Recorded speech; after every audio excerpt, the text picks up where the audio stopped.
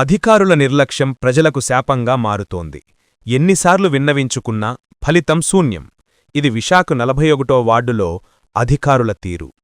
ఓవైపు ముంచుకొస్తున్న విపత్తు, మరోవైపు సమస్య పరిష్కారం కాకపోవడం అధికారుల వైఖరికి అద్దం పడుతోంది.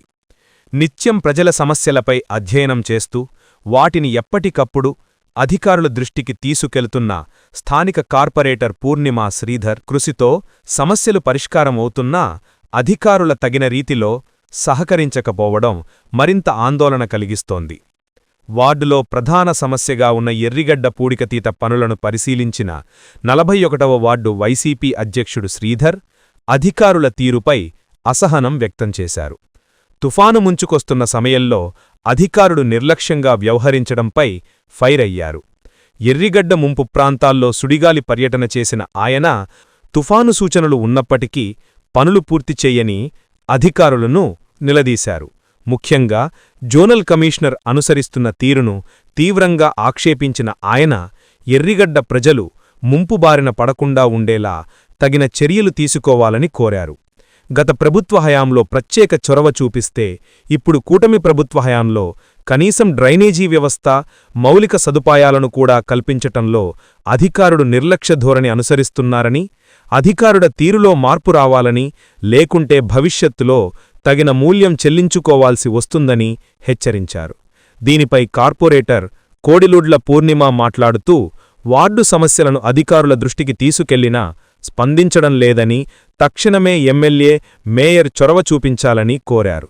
ఇంత తుఫాను వస్తుందని చెప్పి అలర్ట్ చేశారు ప్రజలందరికీ. కానీ మా 41 వార్డులో మెయిన్ అటు కైలాసపురం, మాధవధార అన్ని టోటల్ వాటర్ అంతా ఇక్కడే కలిసి ఇక్కడి నుంచే పోర్టుకు వెళ్ళి పోర్ట్ నుంచి సీలోకి వెళ్తుంది.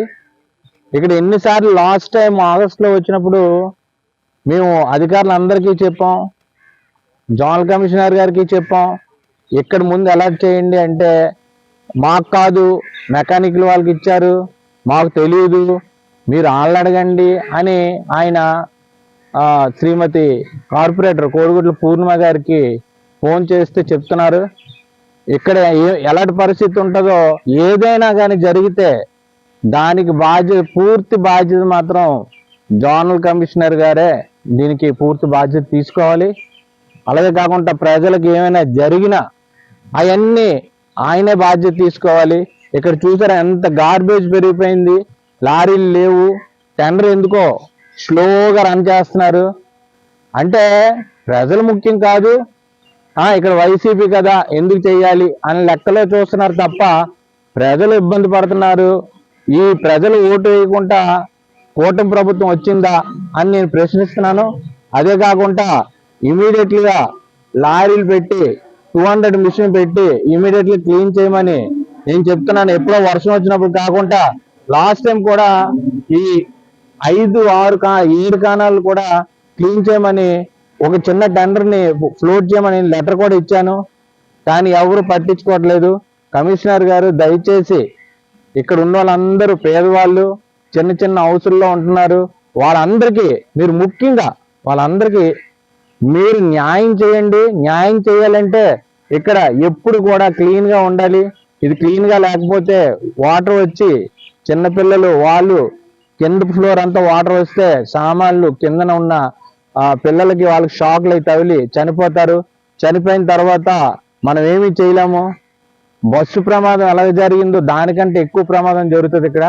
దయచేసి మీరు అర్థం చేసుకొని కమిషనర్ గారు మీరు చొరవ తీసుకొని ఇమీడియట్లీగా ఇక్కడ 200 మిషన్ అవి పెట్టి కంటిన్యూగా ఇక్కడ వర్క్ అయ్యేటట్టు చేయండి. ఈ కానాదారి కాకుండా మేము వైసీపీ ప్రభుత్వం ఉన్నప్పుడు దీనికి 9 months 90 లక్షలు చొప్పున కాంట్రాక్ట్ ఇచ్చేవాళ్ళమి. ఇక్కడి నుంచి లాస్ట్ మన మెయిన్ రోడ్డు వరకు క్లీన్ చేసేవారు. ఎప్పుడు కూడా ఇలాంటి ఇబ్బంది లేదు, వాటర్ రావడం జరగలేదు. కానీ కూటమి ప్రభుత్వం వచ్చాక ఎప్పుడూ ఏదో విపత్తులు జరుగుతూనే ఉన్నాయి, ఏదో ప్రమాదాలు జరుగుతూ ఉన్నాయి. మా ఊర్లో ఏం జరిగినా దానికి సమాధానం మీరే చెప్పాలి. దయచేసి మీరు అర్థం చేసుకోండి. వంశీకృష్ణ గారు మీరు కూడా ఈ విషయం మీద చొరవ తీసుకోండి. మా వాజ్పేయి గణేష్ గారు ప్రతిసారి ఆయన వచ్చి మాకు అలర్ట్ చేస్తున్నారు, జ్ఞానాపురం వెళ్ళాలి మీరు వెళ్ళి దగ్గరుండి చూడండి, ఏ ఇబ్బందులున్నా చెయ్యండి అని మాకు అలర్ట్ చేస్తున్నారు. అలాంటి నాయకుడు మేము ఈరోజు పోగొట్టుకున్నాం. కాబట్టి దయచేసి మీరు అర్థం చేసుకొని వంశీకృష్ణ గారు, మీరు రాజకీయ భవిష్యత్తు ఎంతో ఉంది, మీరు మంచి పేరు రావాలంటే ఇలా టైంలో మీరు హెల్ప్ చేయాలని కోరుకుంటూ, భారీ వర్షాలు అసలు ఒరిజినల్ ఏంటంటే మన విశాఖపట్నంకి అంత పెద్దది ఉండదు అనుకున్నాం, కానీ మార్నింగ్ నుంచి చూస్తుంటే రాత్రి నుంచి మార్నింగ్ వరకు ఆ వర్షం పడుతూనే ఉంది. కాబట్టి మేము ఉదయాన్నే జోనల్ కమిషనర్ గారికి శ్రీమతి కార్పొరేటర్ గారు కోడుగురు పూర్ణిమ గారు చేస్తే మేము ఆల్రెడీ 150 మిషన్ పెట్టాం, అది మాకు సంబంధం లేదు, ఇప్పుడు చెప్తే మేము ఎలా చేస్తాం అంటే, ఓ జోనల్ కమిషనర్ గారు ఇప్పుడు చెప్తే ఎలా చేస్తాం అనడం అది ఎంతవరకు కరెక్ట్ అని నేను ఆలోచిస్తున్నాను. ఒక అధికారి అయి ఉండి ఇక్కడికి ఎన్నిసార్లు వచ్చారు? ఈ రోజు మీకు ఫోన్ చేస్తే ఆయన ఉటావుటిగా వచ్చి ఒక రౌండ్ కొట్టి వెళ్ళిపోయారు. అంటే ఆఫీసులో కూర్చుంటే కాదు, ఇలా టైంలో మీరు దగ్గరుండి చూసి అన్ని కూడా ఏం కావాలి ఇక్కడ మిషనరీ టెండర్తో సంబంధం లేకుండా మీరు పెట్టాలి. ఒకవేళ మీరు పెట్టలేదని చెప్పండి, మేమే చేసుకుంటాం. ఖచ్చితంగా నా ఓన్ మనీతో నేను క్లీన్ చేసుకుంటాను. ఈసారైనా చేయకపోతే మేమే చేసి మీకు చూపిస్తాం. ఒక ఆయన చేస్తే అసలు రెస్పాండ్ నాట్ రీచబుల్లో పెట్టేస్తున్నారు అధికారులు. ఆయన ఏం చెప్తే ఏం చేస్తున్నారు? ఎవరికి అలర్ట్ ఇచ్చారు? ఎక్కడ చూపించండి, ఒక్క దాంట్లోనే చూపించండి అలర్ట్ ఇచ్చినట్లు. అసలు వర్షం పడుతుందని ఆల్రెడీ ఇది మన విపత్తులు విభాగం ఎన్నోసార్లు హెచ్చరించింది చాలా భారీ వర్షాలు పడతాయని. కానీ ఈరోజు ఇప్పుడు ఏదో వర్షం పడుతున్నప్పుడు వచ్చి ఏదో ఆ ఒటావుటిగా 2 రౌండ్లు కొట్టి చక్కగా హ్యాపీగా డబ్బులు సంపాదించడం కాకుండా మీరు దీని మీద దృష్టి పెట్టండి. డబ్బులు సంపాదించడం అందరూ సంపాదిస్తారు, కానీ ప్రజలు ఇబ్బంది పడుతున్నారు. ముందు దాని మీద దృష్టి పెట్టండి. ఏమైనా నష్టం జరిగిందంటే పూర్తి బాధ్యత కూటమి ప్రభుత్వంది, అధికారులదని నేను హెచ్చరిస్తున్నాను, రిక్వెస్ట్ కూడా చేస్తున్నాను. అయితే ఈరోజు జ్ఞానాపురంలో 11 కోట్లు పెట్టి 2 పునరావాస కేంద్రాలు పెట్టాం. ఒకటి ఆల్రెడీ ఓపెన్ అయింది, అది ఒక ప్రైవేట్ వ్యక్తికి దారదత్తం చేసి జోనల్ కమిషనర్ గారు ఉండవలసిన కీ ఒక వ్యక్తి, ఆయన ఎవరో ఎక్కడున్నాడో తెలియదు, 10 సార్లు లాక్కి వెళ్తే మా దగ్గర లేవు అంటున్నారు. లాక్ లేదు. ఇప్పుడు ఏదైనా జరిగితే ఈ దిగువట్టు ప్రాంతాల్లో ఉన్న ప్రజలందరినీ ఎక్కడ తరలించాలో కూడా తెలియట్లేదు. ఇంత ముందంటే మనం ఒక ప్లేస్ ఉండేది, కళ్యాణ మండపం, అది మన బిషప్ కళ్యాణ మండపం ఉండేది, అక్కడ పెట్టి వాళ్ళని. ఇప్పుడు అది కూడా టెండర్ అవనీయకుండా ఆఫ్ చేశారు.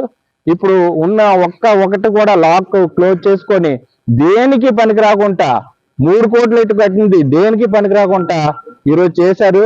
మీరు దాని మీద వంశీకృష్ణ గారు మీరు దాని మీద కూడా దృష్టి పెట్టమని. 41 వార్డు ప్రజలందరికీ నమస్కారం. మరి మనకి ఈ 3 రోజులు కూడా ఈ వర్ష ప్రభావం అనేది చాలా ఎక్కువగా ఉంటుంది కనుక మరి లోతట్టు ప్రాంతంలో ఉన్న ప్రజలందరూ కూడా మీరందరూ మీ విలువైన సామాన్లన్నింటినీ కూడా భద్రపరచుకోవాలని కోరుకుంటున్నాను.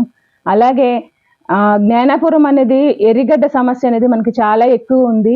మరి గడ్డ పొంగిపోవడం అనేది మనకు చాలా ఎక్కువగా ఉంటుంది. ఆగస్టు నెలలో కూడా వీటిపై కంప్లైంట్ ఇవ్వడం జరిగింది. మరి ఎప్పటికప్పుడు ఆ ఎర్రిగడ్డలో ఉన్న చెత్తనన్నిటి వెంటనే తీయేసే విధంగా చర్యలు తీసుకోవాలని చెప్పి మేయర్ గారికి అలాగే జీఎంసీ కమిషనర్ గారికి కూడా నేను కంప్లైంట్ చేయడం జరిగింది.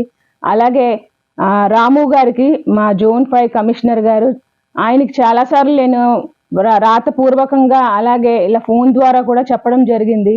మరి ఈ రోజు కూడా ఆయనకి ఇలా వార్డులోని వర్ష ప్రభావం చాలా ఎక్కువ ఉంటుంది సార్, మాకు జేసీబీ అనేది ఆయన 75 పెట్టారు. మాకు మామూలుగా అయితే మా వైసీపీ ప్రభుత్వంలో అయితే 200 జేసీబీ ఒకటి, 75 జేసీబీలు 2, అలాగే ఎప్పటికప్పుడు చెత్త అనేది లారీల ద్వారా కనీసం 7-8 ట్రిప్పులు కూడా జరిగేవి రోజుకి.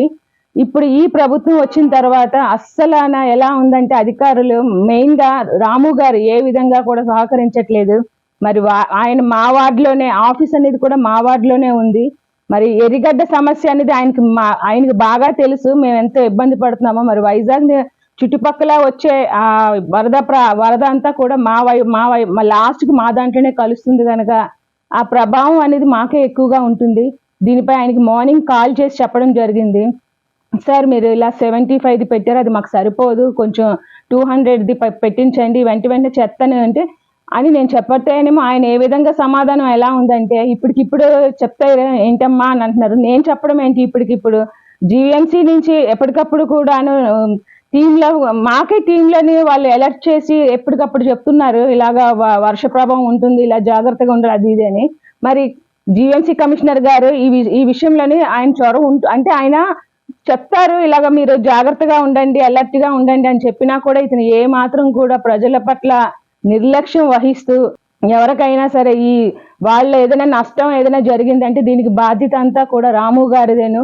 మరి మాకు ఈ వరద ప్రభావం ఉంటుంది కనుక మేము గతంలోని జీఎంసీ ఫండ్స్ ద్వారా నేను జేఎన్ఆర్ఎం కాలనీలోని కళ్యాణ మండపం అనేది తేవడం జరిగింది. మరి కౌన్సిల్లోని నేను పోరాడి అందరికీ మేయర్ గారికి అందరికీ కూడా నేను వినతి పత్రం ఇచ్చి దాన్ని మాకు వచ్చేలా చేసుకొని దాన్ని ఓపెనింగ్ చేయడం జరిగింది.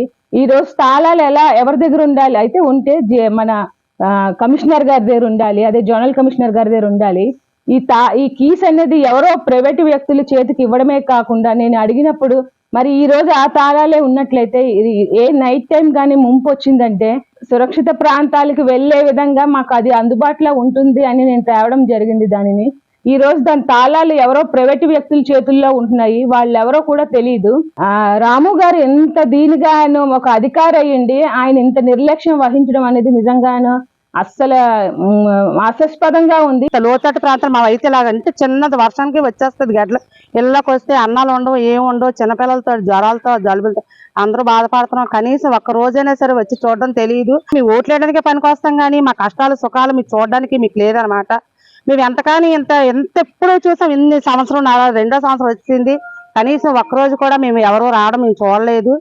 మరి ఇలా అయితే ఎలాగవుతుందండి? మరి చేసే వాళ్ళకి కూడా ఏదో పనులు సాలెంట్ చేసి పెడతారు కదా అని మీరు లేదు.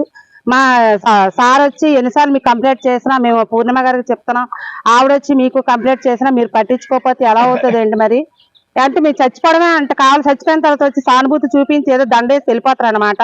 అంతేగాని ముందుగుంట వచ్చి ప్రమాదాలు జరగకుండా ఏదో చూడడానికి మీరు రారనమాట.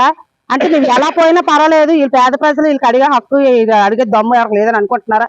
కానీ మేము అందరం ఒకటిగా అయితే మాత్రం మీరు ఎలా ఉంటారు మీరు ఊహించుకోండి. కానీ ఇంత దారుణంగా గడ్డ అలా వస్తుందో మేము అసలు ఎంత వాసన అది భరించలేకపోతున్నాము. అంత వాసనలో కూడా మేము ఉంటున్నామంటే మీకు ఓట్లే ముఖ్యం అనుకుంటున్నారు కానీ కనీసం ఒక్క రోజైనా జగన్ పాలన ఉన్నప్పుడు అయితే మేము ఇలా అనుకునేవారు లేదు. మేము ప్రతిదీ కూడా మా ఎవరు గణేష్ కుమార్ సార్ అయితే మాకు ప్రతిసారి వచ్చి చూసి వెళ్ళేవారు. మాకు ఏమైనా అందుబాటులో లేకపోతే పాలు కానీ బిర్యానీ ఏదైనా సరే భోజనాలు కానీ మాకు సప్లై చేసేవారు. అలాంటిది ప్రభుత్వం వచ్చిన తర్వాత మేము ఎవరికి చెప్పినా మాకు ఎవరు పట్టించుకోవట్లేదు. ఎన్నిసార్లు కంప్లైంట్ చేసామండి, గడ్డలు ఇలా వచ్చి మునిగిపోతున్నాయి కూడా మాకు పట్టించుకోకపోతే మేము ఎవరికి చెప్పాలండి? మరి అధికారంలోకి వచ్చి దేనికండి? పిల్లలకి ఇప్పటికే జ్వరాలు వస్తున్నాయి, డెంగ్యూ ఫీవర్లు ఉన్నాయి, అన్ని ఉన్నాయి, అది కూడా మీరు స్పందించట్లేదు. మీరు వచ్చి చూస్తే తెలుస్తుందండి మా బాధ అనేది.